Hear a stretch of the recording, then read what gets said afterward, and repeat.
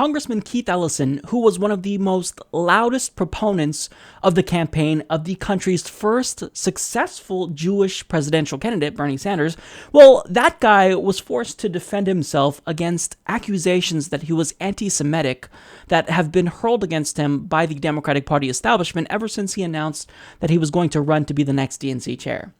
You can't make this shit up. Take a look. What are your responses to the CNN reporting and other people that bring up this past?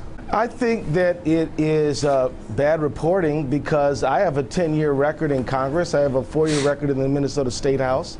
I practiced law for 16 years and did a lot. I mean, and I just think that, it's just that kind of reporting that, just that sort of is not quality and doesn't help people understand the real issues. So just to clarify it then, based on, again, all these quotes and sort of the buzz out there, what CNN and others were reporting on what you said before, do you believe that Louis Farrakhan is an anti-Semite?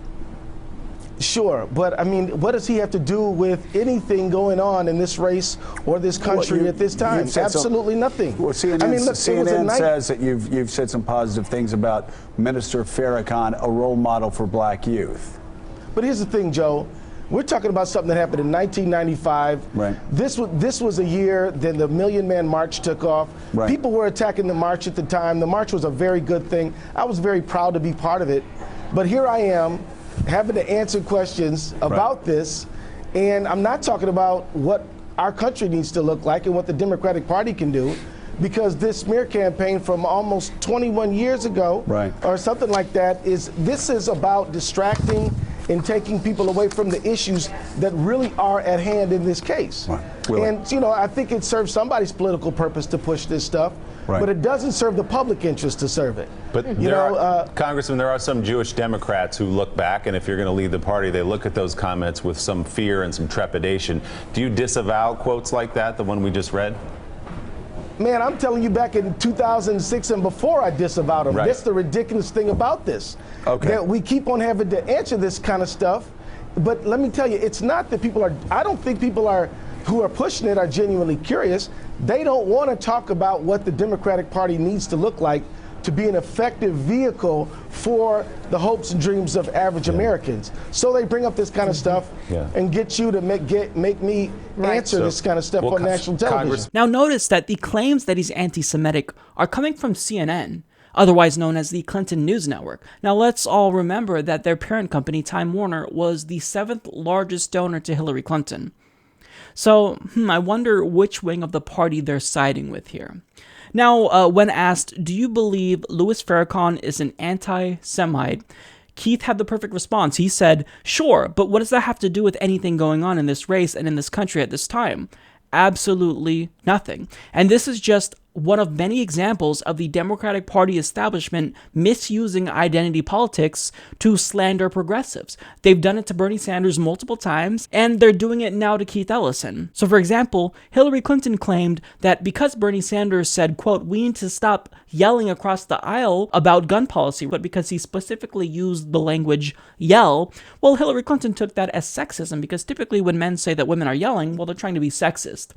So disregard the substance of what he was saying. I have an opportunity to smear you, and I'm going to use it. So that's what Hillary Clinton did. She also said that when Bernie Sanders claimed that this debate about gun policy comes down to differences between urban and rural voters, she said, well, when people use the term urban, typically what they mean is black.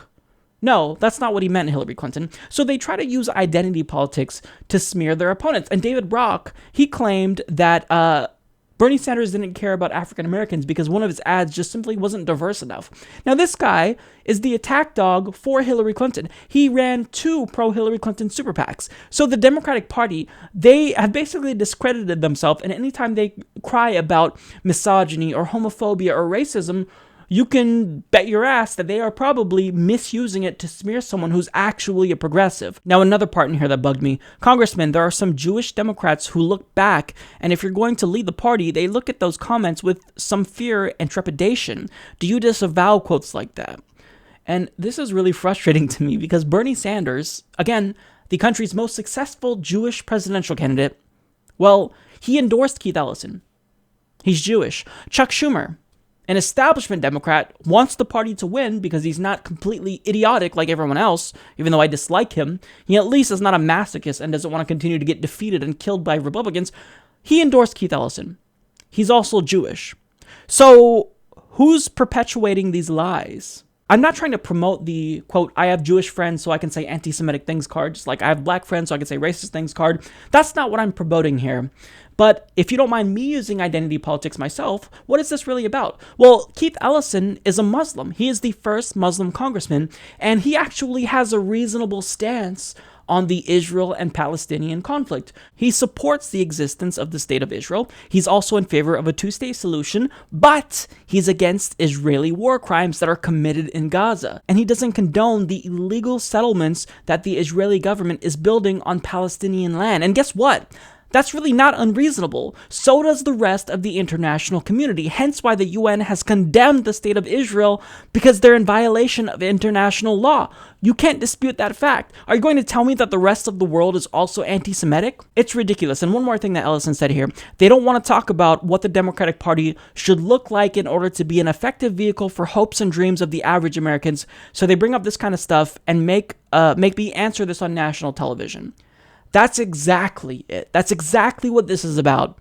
Because they don't know how to smear Keith Ellison on the policy substance, so they have to resort to smear tactics and character assassination in order to disqualify him. His plan is to really promote turnout, and that's why they failed during this election cycle. Hillary Clinton not only was an uninspiring candidate, but Debbie Wasserman Schultz literally did not do the usual get out the vote campaign that Democrats always do because she was afraid it would help Bernie Sanders.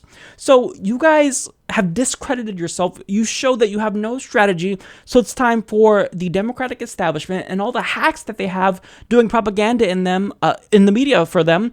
It's time for you to step aside. Keith Ellison is the right choice. He's the only choice if you ever want to win again. So it's frustrating that he has to go on TV and defend himself. Keith Ellison is a good guy. Do I disagree with him on some issues? Absolutely. But when it comes to economic populism, that's something that we need. We need an economic populist to promote domestic policy in the Democratic Party because that's why you lost. That's why you didn't capture the Rust Belt voters. And the fact that he has to defend himself against these outrageous smears is a distraction. And it's just a typical tactic that the Democratic Party uses all the time against progressives, but yet they don't use this against Republicans. Republicans use it against them, but yet they're kind to Republicans and extend a handout to them. But when it comes to progressives, they spit in our faces. So enough of the bullshit. Stop smearing Keith Ellison. It's not right. Support this podcast by joining the independent progressive media revolution today at humanistreport.com.